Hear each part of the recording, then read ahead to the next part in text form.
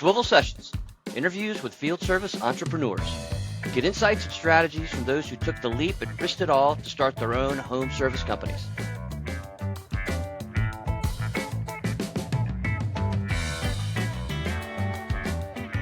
All right, today's Swivl Sessions was a doozy. We had Danny Gonzalez from Salty Softwash down in Savannah, Georgia. I loved kind of his overall approach to business, including really his focus on not only customers, but his employees and his ability to set aside his ego and take advice from mentors and people in his network. What do you think, Tyson? It's difficult, and we've seen this thread with a lot of the podcasts, when the business owner, the new business owner, reaches that point where he has to bring on help and then has to trust that the help is going to do all of the jobs that he knows he can probably do better. And it's good to see Danny. He struggled with that. He got past it. He trusts his crew. He relies on them. And he was even honest enough to say, hey, the goals will change as the business develops. And that's just a very, very good thing to hear. Danny's on the right path. Yep. Great field service entrepreneurial story. So enjoy the show. Enjoy.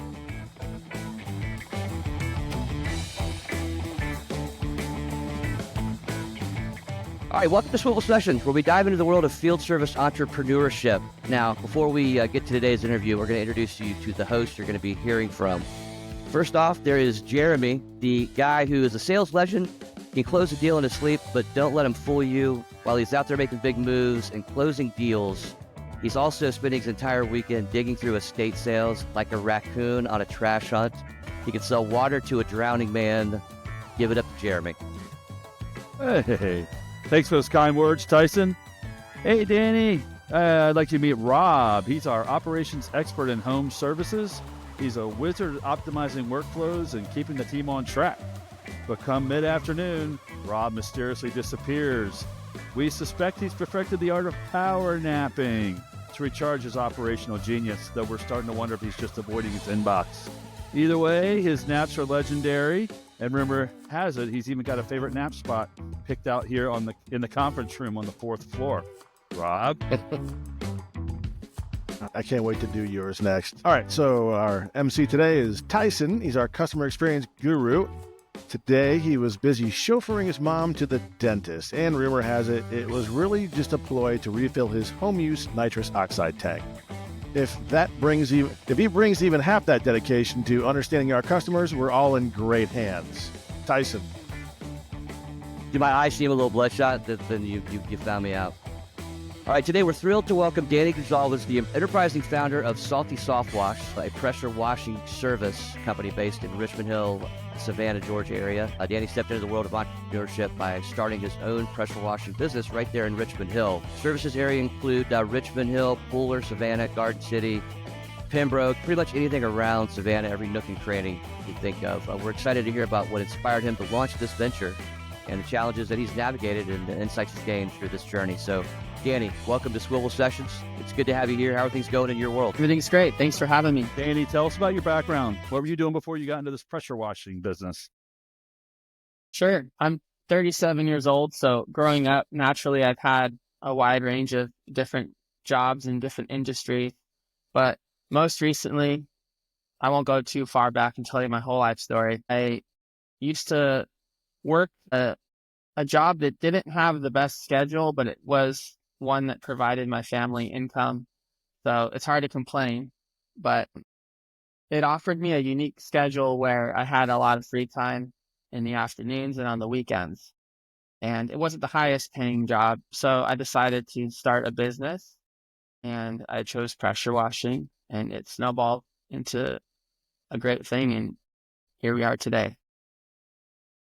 So, Danny, walk me through the steps of creating Salty Softwash. Was there a specific turning point or kind of an aha moment where you realized it was time to start your own business? Yeah, that's a great question. There were so many things that motivated me to start my business, but I guess the biggest thing that stood out was I was in a position where I felt like I was overworked and underappreciated, which might be common in most large companies. And I really just saw that as an opportunity to make things happen for myself with the free time that I had. And it's motivated me now to obviously treat my employees different and create an opportunity where that doesn't happen for them. So it's kind of come full circle, which is neat. Hey, so going back to your the jobs that you had, like, is there a common thread that you brought from your previous jobs to that time when you launched the business and maybe that immediate aftermath? Is it like a lot of the entrepreneurs we talk to, they're salespeople and they just bring that sales talent and they bring right and they into the new business, or I mean operational expertise, or just intimate knowledge of that thing that you do in the new business. What can you tell us? What common thread you brought from your old jobs or job to Salty Saltwash? Sure. As far as my immediate experience, and I guess you could intertwine that with talent, would just be leadership and just my general like go get it attitude. But as far as like managerial experience, sales experience, business experience, I had almost none, if any. A lot of it just came from creating what was at one time a super simple concept to create an opportunity with my free time. This was not intended to become something big. It just sort of evolved over time. In the beginning, it was just an opportunity to make extra money. It's a side hustle, if you will. Mm-hmm. And I learned a lot of lessons along the way, which I think attributed to, I guess, the success I found. But very little of it came from previous experience, whether it was school or job related. It sounds to me like I think and you said it was the leadership is I'm assuming that key thread that goes through both, and that's pretty interesting, and it's very necessary in any kind of an entrepreneurship. So everyone that we're talking to, I know they're generally leaders, but it's pretty cool that you saw that in yourself before you made the leap over. One of the things that I like to ask is about expectations.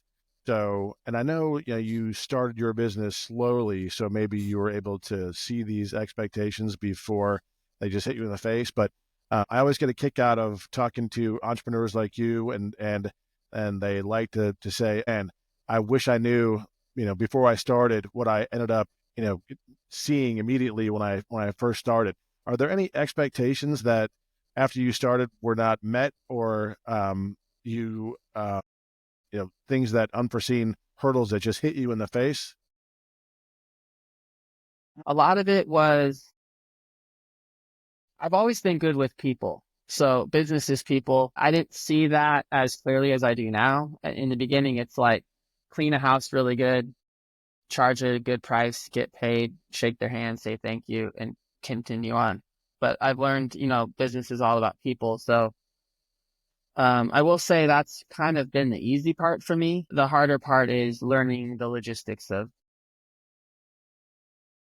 how to balance your efforts between sales, marketing, balancing a budget, and everything else on the back end with delivering a good service beyond talking to people and shaking hands. There's a lot to it that you don't see until you're in it. And then that's a great point. I mean, obviously no one can be all things in every aspect of business. And what have you done to kind of overcome those hurdles, if you will, logistical Right. and operational? So in the beginning, I did my best to network. And I think it occurs naturally when you're in and out of people's homes. You're introduced to other businesses. Like if you're referred by somebody, this and that, like it's easy to be introduced to other business owners. And that has been a critical component in my learning as a business owner is networking. And in the beginning, I saw networking as an opportunity to give and receive referrals, but it's so much beyond that now. It's an opportunity to gain friends who are focused like you are. And also, hopefully you're introduced to people who are ahead of you in business. So they're also mentors. And, it's a reciprocating two-way street where, you're hopefully gaining a lot from them while giving back. I think that's helped me tremendously. More recently, I've hired a business coach, which has been great too. But those two things, I think, are the biggest driving factors in sort of accelerating our growth while avoiding a lot of expensive mistakes and minimizing the valleys between mountains. Yeah. Danny, how did you find the business coach? Were you recommended to this person, or? I stumbled across them on Facebook, and they have a podcast as well. You, I Yeah. think, this is all about you and your business and showcasing what you do. And I know that And what networking. you do it well. I'm always interested in that period just after you start and how rocky that experience is for most entrepreneurs. But it sounds like, you're reaching out to the right people and developing a network of support that can kind of flatten out those rocks, really, and get you to where you've been. Tell me, how long now have you been in business? We opened business February. This February will be 2 years. So So you have a just couple shy years of 2 now years to old. work out the kinks. And how's it gotten? How have you been doing so far? Can we go into revenue expectations for the year, starting at 0, we'll say, 2 years ago? And what do you think you'll do in the next 12 months?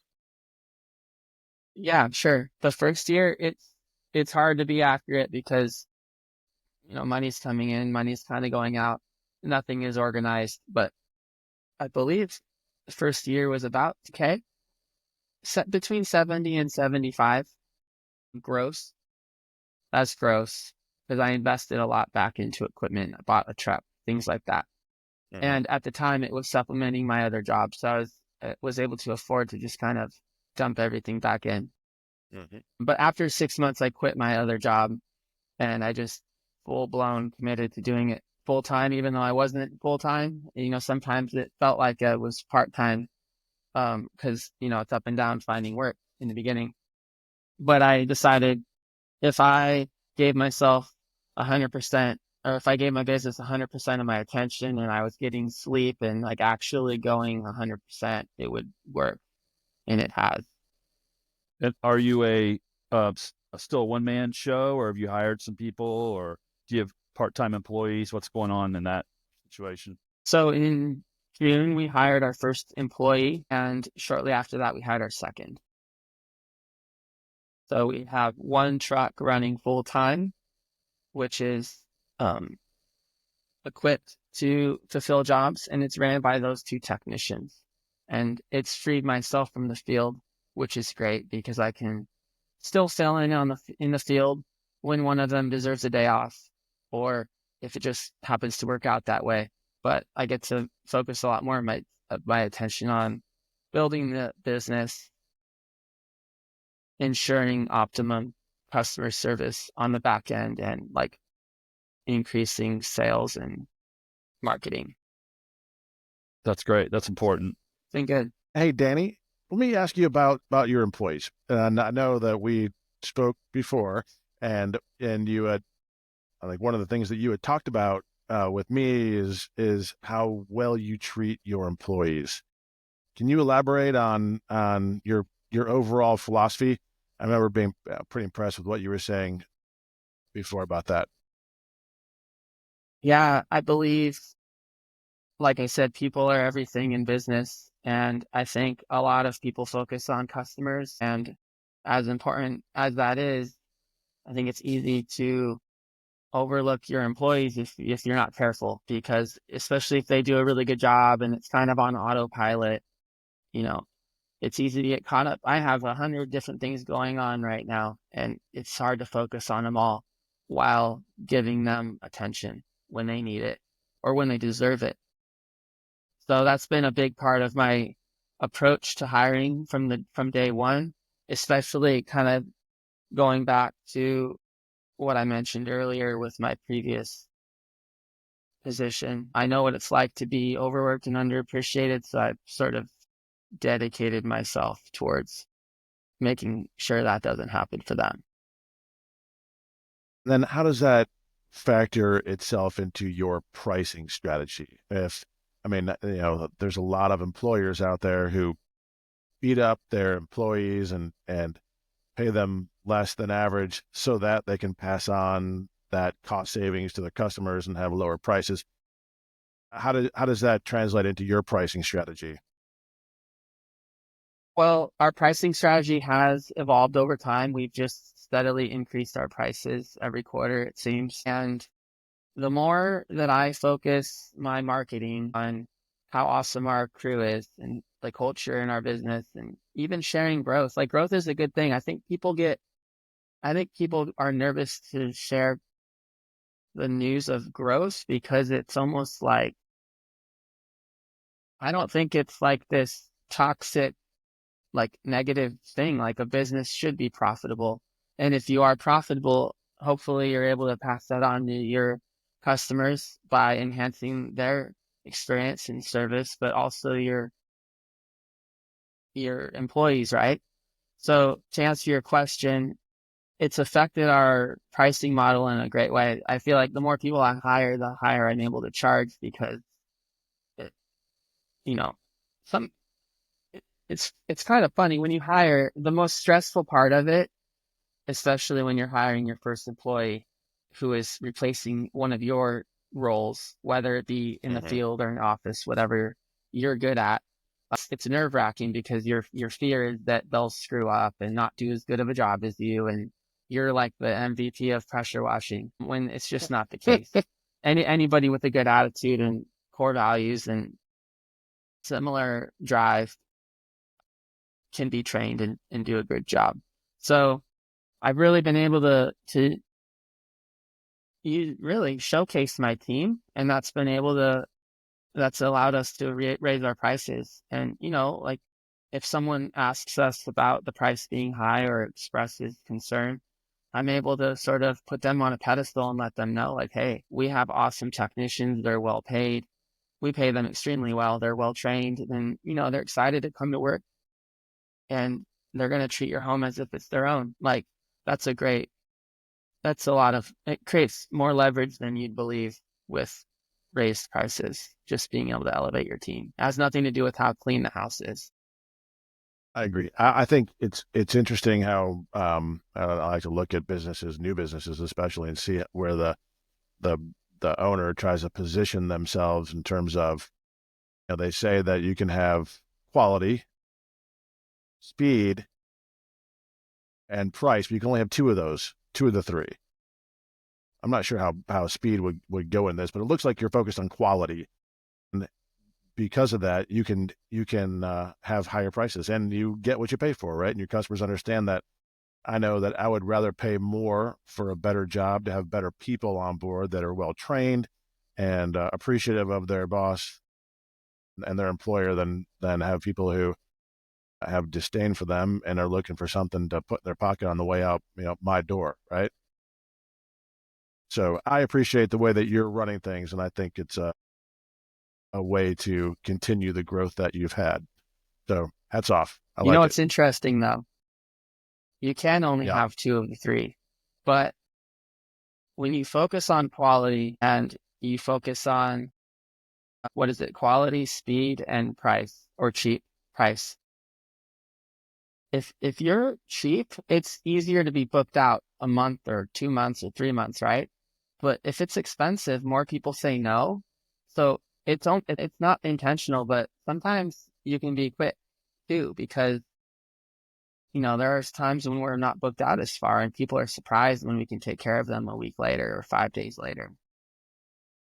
Yeah, I'm not sure if the speed thing applies so much to what you're doing, but and you're talking about being booked out months in advance. I think if you have quality, then that quality is what drives that booking rate, because people call you back, right?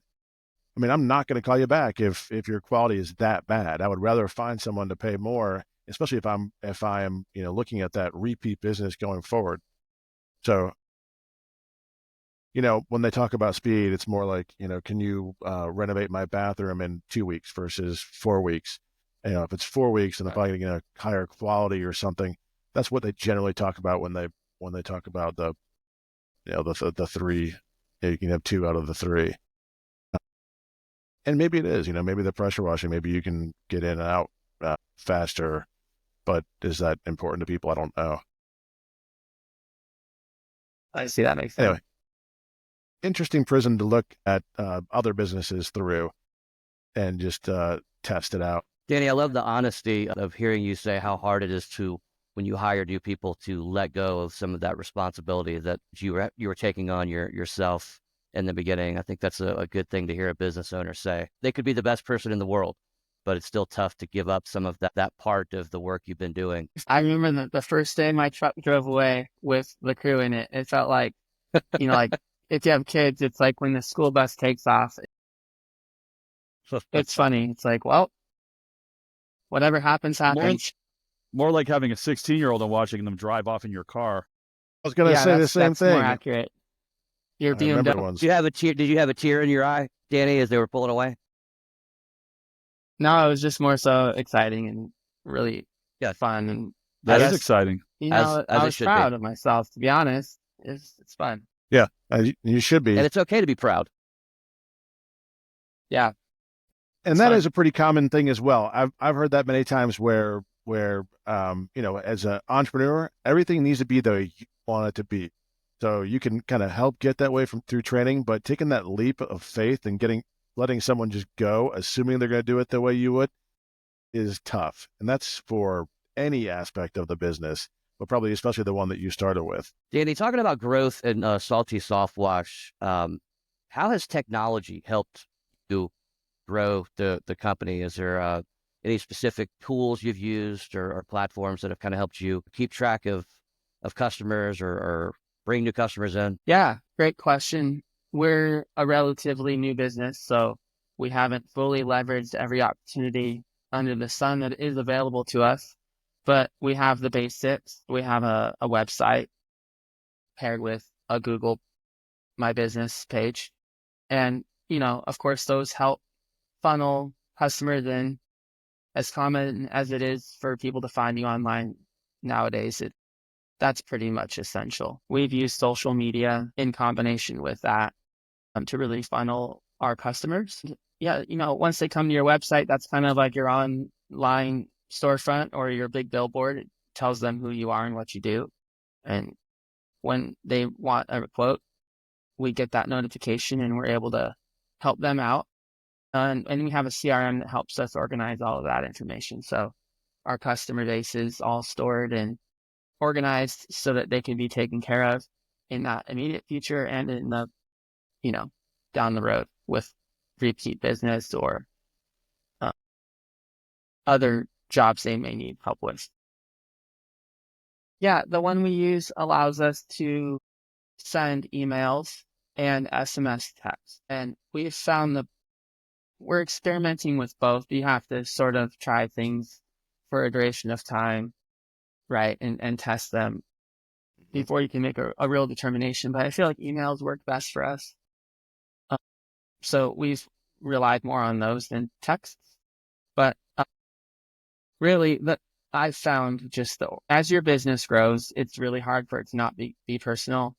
And it's important for you to try to keep your we're a small business, but it's important for a big business to appear small in the aspect of customer service. And maybe, it's good to have that extra stuff as a supplement, but it's good to reach out every once in a while. How much of your business is repeat business versus new business, approximately? It's hard to say because, to be honest, we've increased our prices. Like I said, we've increased prices every quarter. So I'm expecting a lot more repeat business next year because we've really dialed in our price book and we're finding the local ideal customers that appreciate value, who are willing to pay a premium price for a premium service. So I'm expecting that repeat business to snowball moving forward. And, customers who helped get our business off the ground last year, some of them have stuck around because they see the growth and they understand and they appreciate it and they're willing to pay the difference. But some of them have moved on and that's okay. So I think a better metric would be from this day forward 12 months, I'd be able to give a better answer. And when Yeah. you get that business, But I how do you expect get it it? to increase. Sure. Like, I'm sorry? do you wait for them to call you? Or do you proactively call them, or do you put them on a schedule? And when you go to the dentist, they're scheduling me back out every 6 months. Do you set up a schedule when you're done? How do you drive that repetition from your account? Sure. So we have a few different methods we use, because I don't think you should ever put your eggs in one basket. We have a job closeout form. So like, let's just pretend they have gutters on their house, and those might need to be addressed more frequently than other things. We'll check off gutters and put like 6-month intervals as like the recommended future visit. We make note of that too. So we can, like I said about keeping it personal, it might be harder to do once you have thousands of customers in your client base, but we keep tabs on what properties have what services in need, so that we can create tabs and sort of categorize them for future business. So they get that little job closeout form, which is kind of like that come back in 6 months to get your teeth cleaned type of thing. But we also try and stay on top of it, because we know those little pieces of paper get lost. That's right. And we send out like holiday cards and things like that, like Christmas cards to thank you for, we don't even really thank them for business or offer a discount. We just wish them a happy new year kind of thing. And they seem to appreciate it. And that causes them to call you back. Yeah, I would, or at least have Schedule. you at top of mind. Danny, are you going to, kind of moving into the future, are you going to expand into, like, you have goals of expanding into more services? You mentioned gutters. I'm sure you do driveways. Can you talk about that? Like maybe more commercial business or more residential, or what kind of goals do you have going on there? More trucks, more people? Sure. Growth is always good as long as it's done in a profitable way, right? But we've really just focused our business on quality, and I figure if we're providing a premium service and people appreciate it, they're going to refer us and use us again as well. And that's going to sort of force growth. So rather than having this goal on the calendar, like, oh, next year, summertime, we're going to have 3 trucks or whatever it is, really just focusing on quality and customer service. And again, going back to employees, I honestly, truly believe if I keep my customers happy and I keep my employees happy, growth is just going to naturally happen.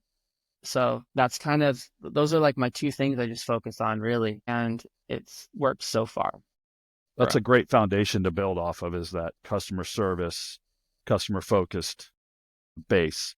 Yeah. And it's like in sports when they tell you to look at the scoreboard at the end of the game, right? So you're playing the game hard with, focusing on your customers and your employees. And then at the end of the day, you'll look up and see that you've got a winning score, which brings me to kind of our last question about like, what's your end game? What's your exit? Do you have a plan for your exit? Yeah. The business is young. We're in a growing market, and it's a starving market. Down here in Georgia, it's humid.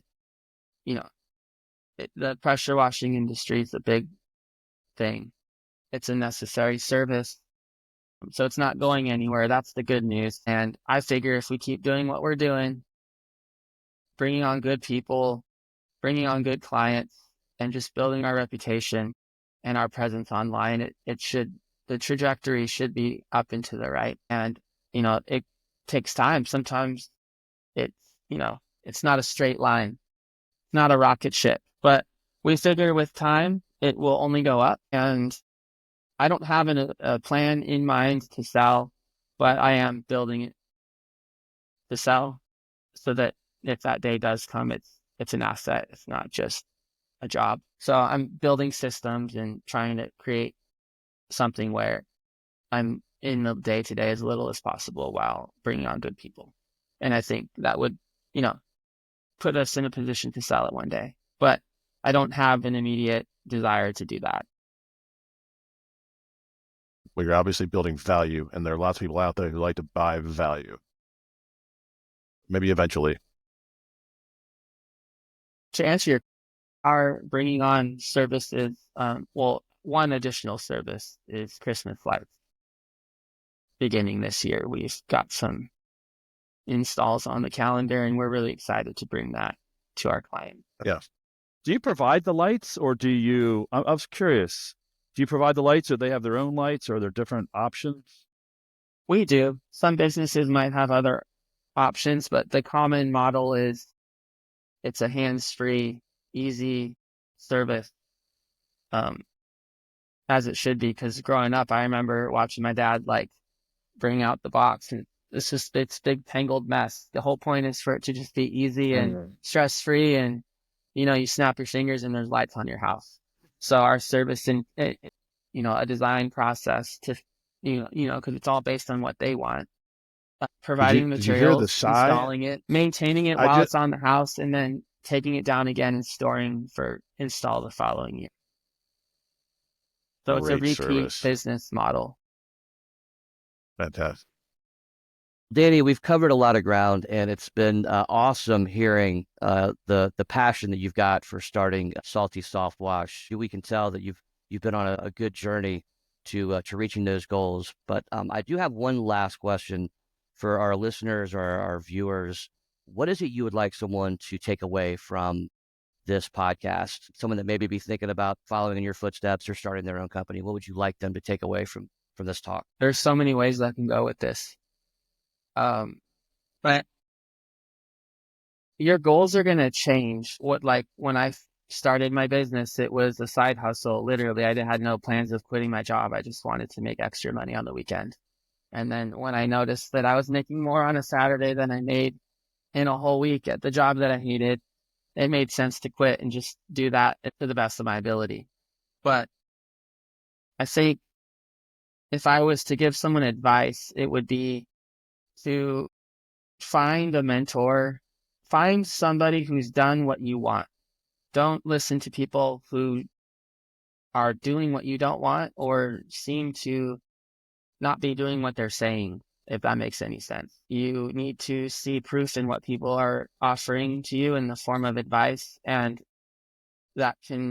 what's helped me is by finding that information in a qualified business coach or mentors in your local area that are successful. I have some mentors in the same industry who are quote unquote competitors. We're friends. We go out to get lunch and we talk numbers and we are elevating ourselves. And I have friends who own other businesses like lawn care, roofing, things like that, and who are years ahead of me and very much so ahead of me in revenue. But, there's plenty that you can learn from others who can help you avoid costly mistakes and sort of slingshot your way through like that barrier of time it takes to grow without that additional information or help. And the other thing would be, like my goal is to grow this thing to a pretty big business. Like it's not hard. It's not easy to do that.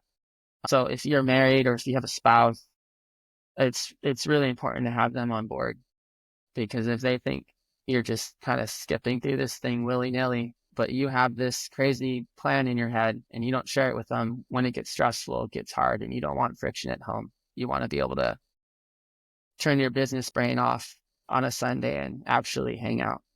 So that's probably the biggest advice I have. Fantastic. Well said. Well, Danny, thank you so much for sharing your journey and your insights. We appreciate you taking the time. It's definitely going to resonate with some future aspiring entrepreneurs down the road, hopefully inspiring them to pursue their own paths of entrepreneurship. So a very big thank you to Danny Gonzalez with Salty Soft Wash for sharing those insights and stories. And it's good to see how much hard work and passion and dedication he's put into building Salty Soft Wash and how it's paying off. And for everybody listening in the coastal Georgia area from Savannah to Jekyll, if you're in need of residential or commercial pressure washing services, make sure to reach out to Salty Soft Wash. Find their contact information right here on the screen. Put your fingers up, Danny. There we go. And they're ready to help you with all your pressure washing needs. You can trust that you're working with a true expert in the field. Once again, Danny, Thank you so much for being with us here on Swivl Sessions. Thank you, Danny. Thank you. This was fun. Thanks, Danny. Appreciate it. So thanks for listening or watching. Swivl's field service software is everything you need to run your field service for free. Till next time, check us out at swivl.tech. That's SWIVL.tech. And Rob? It's a wrap.